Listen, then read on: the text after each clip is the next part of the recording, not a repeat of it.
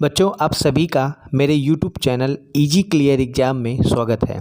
बच्चों, यह Indian polity की टेस्ट सीरीज का यह 12वां वीडियो है। अभी तक हमने 11 वीडियो, जिनमें से प्रत्येक वीडियो में 25 ऑब्जेक्टिव प्रश्नों को हल किया है तथा इसके साथ साथ उन प्रश्नों के बारे में विस्तार से चर्चा किया है। बच्चों, यदि आप इस टेस्ट सीरीज में शामिल होते हैं तथा सभी वीडियोज़ को देखते हैं तो अवश्य ही बच्चों आप इंडियन पॉलिटी से संबंधित कोई भी प्रश्न हल कर पाने में सक्षम होंगे। बच्चों, इस टेस्ट सीरीज को आप ज़्यादा से ज़्यादा शेयर करें तथा लाइक करें, जिससे कि अन्य बच्चों का भी फ़ायदा हो। तो बच्चों, शुरू करते हैं टेस्ट सीरीज नंबर 12 में प्रश्न नंबर 1 से।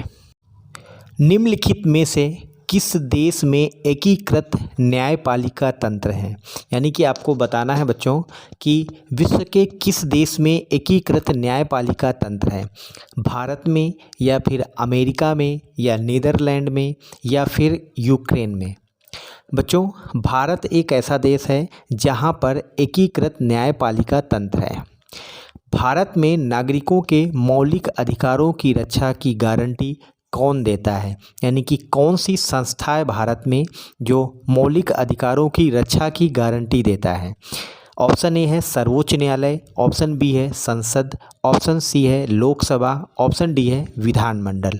तो बच्चों, ऑप्शन ए सही उत्तर है। सर्वोच्च न्यायालय भारत में मौलिक अधिकारों के रक्षा की गारंटी देता है। भारतीय संविधान का संरक्षक कौन है? कौन सी संस्था भारत में संविधान की रक्षा करती है? ऑप्शन ए भारत के नागरिक, ऑप्शन बी भारत सरकार, ऑप्शन सी है सर्वोच्च न्यायालय, ऑप्शन डी है केंद्र सरकार। तो बच्चों, ऑप्शन सी सही उत्तर है।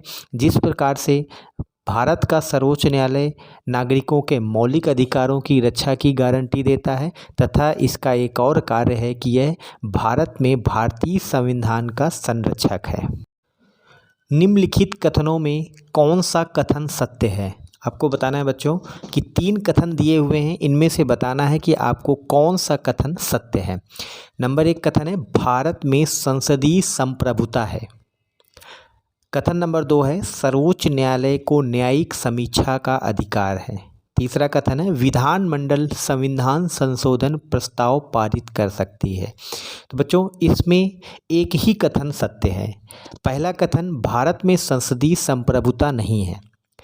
दूसरा कथन ही सत्य है, सर्वोच्च न्यायालय को न्यायिक समीक्षा का अधिकार है, यानी कि विधायिका के द्वारा बनाए गए कानून की न्यायिक समीक्षा सर्वोच्च न्यायालय कर सकता है। और बच्चों, भारत में विधानमंडल संविधान संशोधन प्रस्ताव पारित नहीं कर सकते।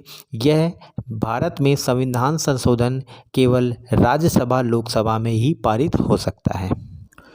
भारतीय न्यायपालिका तंत्र के बारे में मुख्य तथ्य जान लेते हैं। जैसे कि पहला तथ्य है भारत में एकीकृत न्यायपालिका तंत्र है। भारत विश्व का एक ऐसा देश है जहां पे एकीकृत न्यायपालिका तंत्र है। इससे संबंधित क्वेश्चन बच्चों कई बार एग्जाम में आया है। भारत की न्याय व्यवस्था में सर्वोच्च न्यायालय शीर्ष पर है। इसके बाद सर्वोच्च न्यायालय के नीचे राज्य स्तर पर उच्च न्यायालय है और राज्यों में उच्च न्यायालय के नीचे क्रमवार अधीनस्थ न्यायालय हैं, जिसे हम कई बार जिला न्यायालय, सदर न्यायालय या दीवानी न्यायालय इत्यादि नामों से जानते हैं। तो यह बहुत ही महत्वपूर्ण तथ्य है बच्चों, आप इनको अपनी नोटबुक में लिख लीजिए। जैसे कि कई बार एग्जाम में पूछा गया है कि भारत में किस प्रकार का न्यायपालिका तंत्र है, तो वह है एकीकृत न्यायपालिका तंत्र। सर्वोच्च न्यायालय नागरिकों के मौलिक अधिकारों की रक्षा की गारंटी देता है। भारत में सर्वोच्च न्यायालय ऐसी संस्था है जो मौलिक अधिकारों की रक्षा की गारंटी देता है। उसके साथ साथ बच्चों, सर्वोच्च न्यायालय ही संविधान का संरक्षक भी है। सर्वोच्च न्यायालय के न्यायाधीशों को उनके कार्यकाल की भी सुरक्षा प्रदान की गई है, यानी कि उनके कार्यकाल के पहले उनको हटाया नहीं जा सकता है या फिर संसद के एक विशेष प्रावधान के द्वारा ही हटाया जा सकता है। सर्वोच्च न्यायालय को उसके आदेश की अवमानना के लिए दंड देने की भी शक्ति है, यानी कि सर्वोच्च न्यायालय के आदेश की यदि कोई अवहेलना करता है तो उसके आदेश की अवमानना के आधार पर उसको दंड देने की शक्ति है। अगला प्रश्न बच्चों, संविधान में मौलिक अधिकारों का उद्देश्य किस प्रकार के लोकतंत्र की स्थापना करना है? यानी कि संविधान में जो मौलिक अधिकार हैं वह किस प्रकार के लोकतंत्र की स्थापना करते हैं? तो भारतीय संविधान में मौलिक अधिकार राजनीतिक लोकतंत्र की स्थापना करते हैं। इस तरह से ऑप्शन बी सही उत्तर है। अगला प्रश्न है बच्चों, भारतीय संविधान के किस अनुच्छेद को राष्ट्रीय आपातकाल के दौरान भी स्थगित नहीं किया जा सकता है?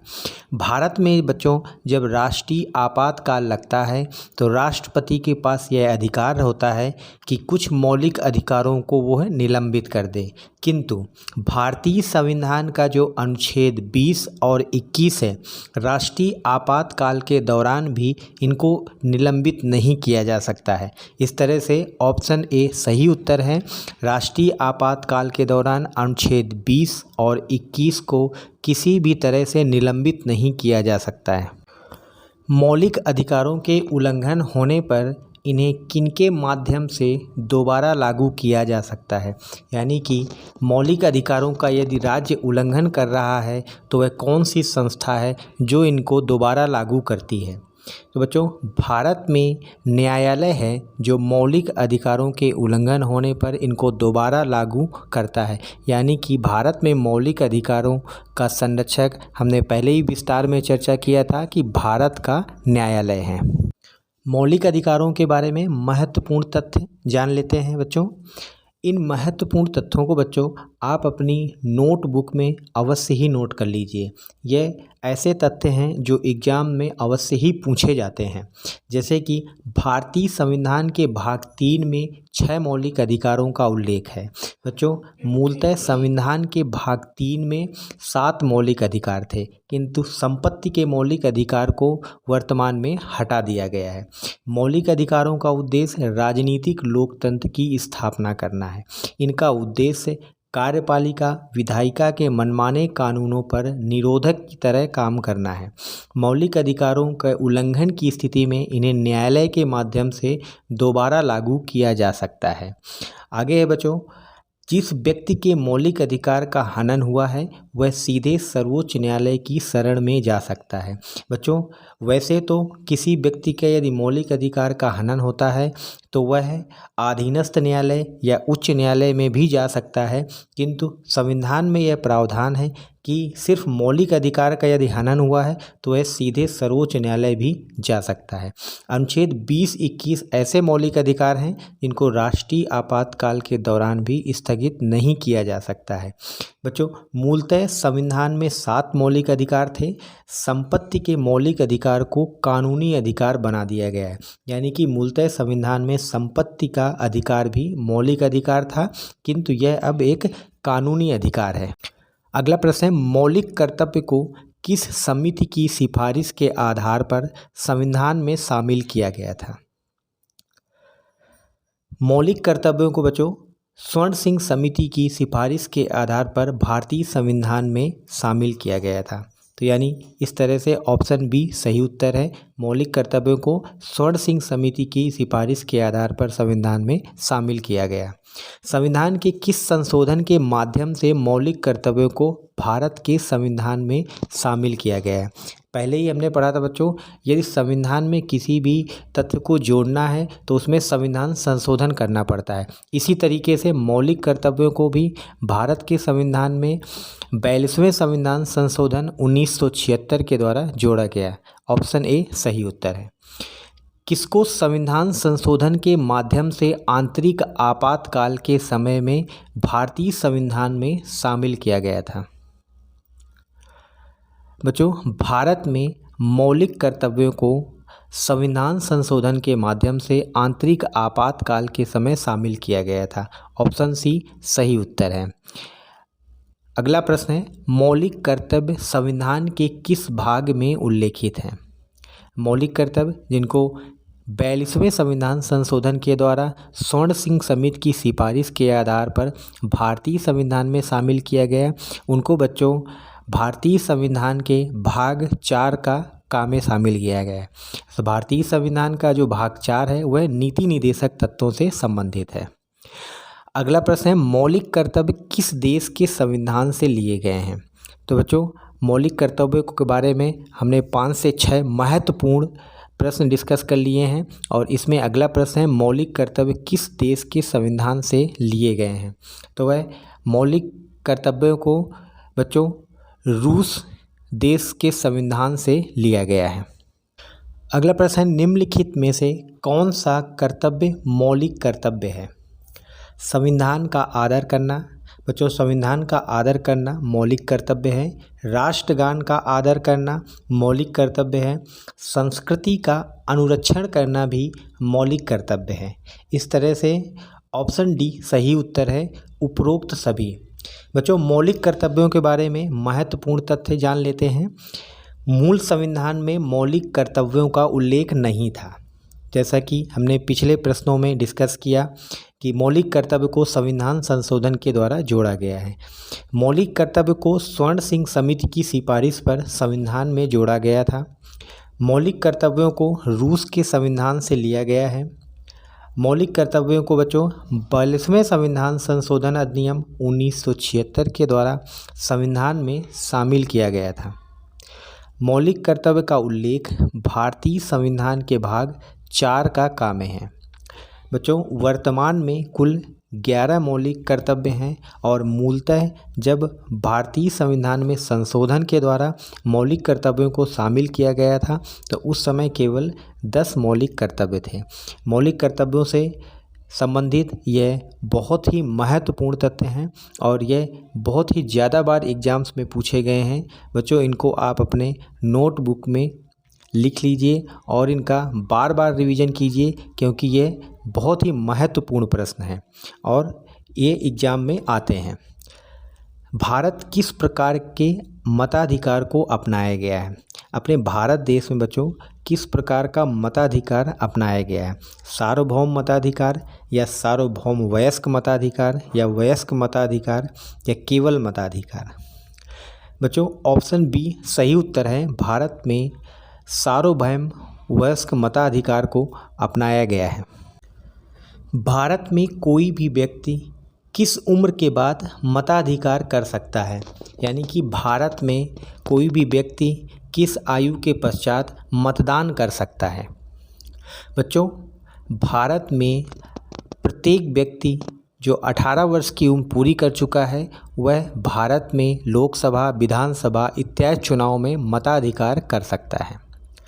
किस संविधान संशोधन के द्वारा सार्वभौम वयस्क मताधिकार की उम्र 21 वर्ष से घटाकर 18 वर्ष कर दी गई? बच्चों, जब भारत का संविधान अपनाया गया था तो उस समय सार्वभौम वयस्क मताधिकार की उम्र 21 वर्ष थी, लेकिन आपको पता होगा वर्तमान में 18 वर्ष है।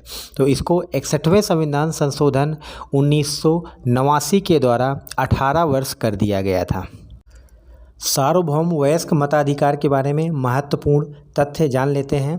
बच्चों, भारत में सार्वभौमिक वयस्क मताधिकार को अपनाया गया है। इसका मतलब यह है कि भारत में प्रत्येक व्यक्ति जिसकी उम्र कम से कम 18 वर्ष है उसे धर्म, जाति, लिंग, साक्षरता अथवा संपदा इत्यादि के आधार पर कोई भेदभाव किए बिना मतदान करने का अधिकार है। सार्वभौम वयस्क मताधिकार के बारे में बच्चों यह आप महत्वपूर्ण तथ्यों को नोटबुक में लिख लीजिए।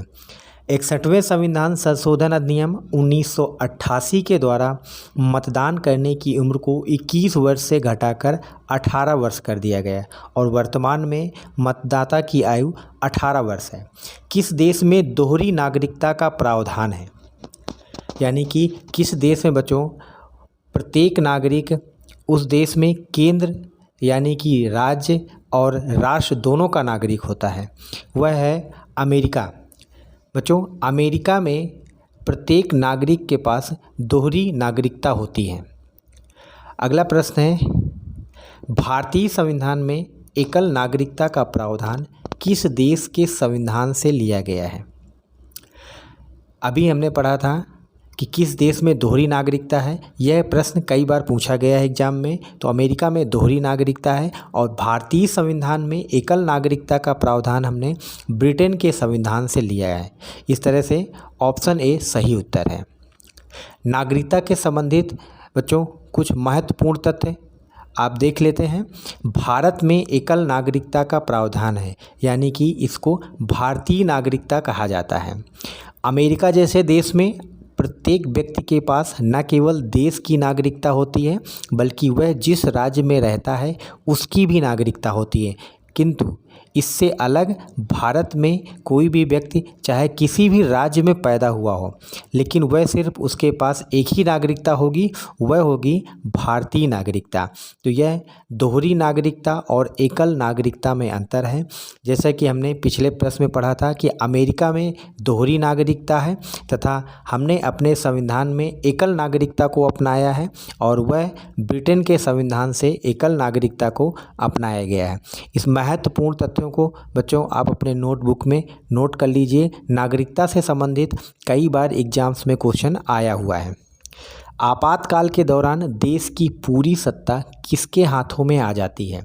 यदि राष्ट्रीय आपातकाल की घोषणा हो जाती है तो बच्चों भारत में केंद्र सरकार के पास पूरी शक्ति आ जाती है, यानी कि जो राज्य होते हैं वहाँ पर विधायिका की सारी शक्ति केंद्र सरकार के पास आ जाती है।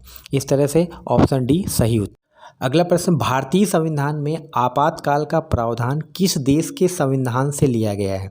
यानी कि जो भारतीय संविधान में किसी भी स्थिति से निपटने के लिए आपातकाल की व्यवस्था की गई है उसको हमने जर्मनी के संविधान से लिया है। यानी कि भारतीय संविधान में आपातकाल की व्यवस्था को जर्मनी के संविधान से लिया गया है। ऑप्शन ए सही उत्तर है। संविधान के किस अनुच्छेद के द्वारा वित्तीय आपातकाल लगाया जाता है? यानी कि आर्थिक अस्थिरता के दौरान भारत में वित्तीय आपातकाल भी लगाया जा सकता है, और वह किस अनुच्छेद के द्वारा लगाया जा सकता है? भारत में वित्तीय आपातकाल अनुच्छेद 360 के अंतर्गत लगाया जा सकता है। इस तरह से ऑप्शन डी सही उत्तर है। अगला प्रश्न है, आपातकाल की घोषणा भारत में कौन करता है? यानी कि जब भारत में राष्ट्रीय आपातकाल या वित्तीय आपातकाल लगाया जाता है तो उसकी घोषणा कौन सा व्यक्ति करता है? तो भारत में आपातकाल की घोषणा राष्ट्रपति के द्वारा की जाती है। बच्चों आपातकाल को हमने किस देश के संविधान से लिया है? जर्मनी के संविधान से। राष्ट्रीय आपातकाल संविधान के किस अनुच्छेद के द्वारा लगाया जाता है? जब राष्ट्रपति को राष्ट्रीय आपातकाल लगाना होता है तो वह संविधान के किस अनुच्छेद का उपयोग करता है? बच्चों भारत में राष्ट्रीय आपातकाल भारतीय संविधान के अनुच्छेद 352 के अंतर्गत लगाया जाता है। इस तरह से ऑप्शन ए सही उत्तर है। राज्यों में संवैधानिक तंत्र विफल होने के कारण किस अनुच्छेद के द्वारा राष्ट्रपति शासन लगाया जाता है?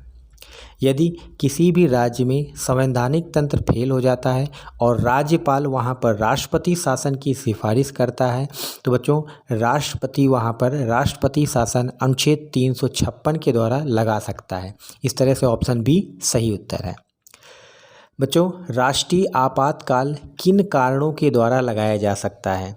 यानी कि वह कौन से कारण हैं जिन पर राष्ट्रपति राष्ट्रीय आपातकाल की घोषणा करता है? तो वह युद्ध हो सकता है, या फिर बाह्य आक्रमण हो सकता है किसी देश के द्वारा, या फिर आंतरिक सशस्त्र विद्रोह हो सकता है। तो बच्चों इन तीनों स्थितियों में भारत में राष्ट्रीय आपातकाल की घोषणा राष्ट्रपति कर सकता है। इस तरह से ऑप्शन डी सही उत्तर है। आपातकाल से संबंधित कुछ महत्वपूर्ण तथ्य जान लेते हैं जो कि एग्जाम्स में हमेशा पूछे जाते हैं। देश में आपातकाल की स्थिति से प्रभावशाली ढंग से निपटने के लिए भारतीय संविधान में राष्ट्रपति के लिए बृहद आपातकालीन प्रावधानों की व्यवस्था है। यानी कि कोई भी आपातकाल की वित्तीय अस्थिरता या फिर कोई बाहरी आक्रमण या सशस्त्र विद्रोह या युद्ध की स्थिति होती है तो भारत में राष्ट्रपति आपातकाल लगा सकता है। इन प्रावधानों को शामिल करने का उद्देश्य है बच्चों देश की संप्रभुता, एकता, अखंडता और देश की सुरक्षा करना है। पहले प्रश्न में हमने पढ़ा था भारत में आपातकालीन जो व्यवस्था है संविधान में वो जर्मनी के संविधान से लिया गया है। तो आपातकाल जो संविधान में एक बहुत ही प्रभावशाली ढंग से निपटने के लिए आपातकाल की स्थिति में राष्ट्रपति को शक्ति दी गई है। ये बहुत ही महत्वपूर्ण तथ्य है। आपातकाल की व्यवस्था संविधान के भाग 18 में की गई है, यानी कि भारतीय संविधान का जो भाग 18 है वह आपातकाल की व्यवस्था से संबंधित है। अनुच्छेद 352 के आधार पर युद्ध, बाह्य आक्रमण या सशस्त्र विद्रोह से द्वारा जो पैदा हुई राष्ट्रीय अशांति है उस अवस्था से निपटने के लिए राष्ट्रपति राष्ट्रीय आपातकाल की घोषणा कर सकता है। राज्यों में राष्ट्रपति शासन राज्यों की संवैधानिक तंत्र की असफलता के कारण अनुच्छेद 356 के द्वारा लगाया जा सकता है। भारत की वित्तीय स्थिरता के संकट के समय अनुच्छेद 360 के आधार पर वित्तीय आपातकाल लगाया जा सकता है, यानी कि हमने राष्ट्रीय आपातकाल और राष्ट्रपति शासन और वित्तीय आपातकाल के बारे में जानकारी ली। और 3 अनुच्छेद आप बहुत ही महत्वपूर्ण याद रखिए, अनुच्छेद 352, अनुच्छेद 356 और अनुच्छेद 360। तो बच्चों, भारत के संविधान में जो आपातकाल की व्यवस्था है इसके बारे में जो हमने नोट्स डिस्कस किए हैं इनको आप कहीं पे लिख लीजिए और इनका रिवीजन करते रहिए। आपातकाल के दौरान देश की पूरी सत्ता केंद्र सरकार के हाथों में आ जाती है, यानी केंद्र के पास सारी सत्ता आ जाती है और भारत में एकात्मक हो जाता है संविधान। राजनीति तंत्र का संघीय से एकात्मक में परिवर्तित होना भारतीय संविधान की एक अद्वितीय विशेषता है, यानी कि जब पूरी की पूरी शक्ति केंद्र सरकार के हाथों में आ जाती है तो भारत में जो संघीय व्यवस्था है यानी कुछ शक्तियों का बंटवारा है वो अपने आप खत्म हो जाता है और भारत का जो संविधान है वह संघीय से एकात्मक हो जाता है। और यह भारतीय संविधान की एक बहुत अच्छी विशेषता है क्योंकि आपातकाल के दौरान भारत में केंद्र के पास ही शक्ति होना आवश्यक है। तो बच्चों, आप सभी को यदि यह मेरा वीडियो पसंद आया हो तो इसको लाइक, सब्सक्राइब और शेयर करना ना भूलें। साथ में बेल आइकन भी दबाएं ताकि आपको इस इंडियन पॉलिटी टेस्ट सीरीज़ का जो आने वाला वीडियो है वह सबसे पहले प्राप्त हो सके। धन्यवाद।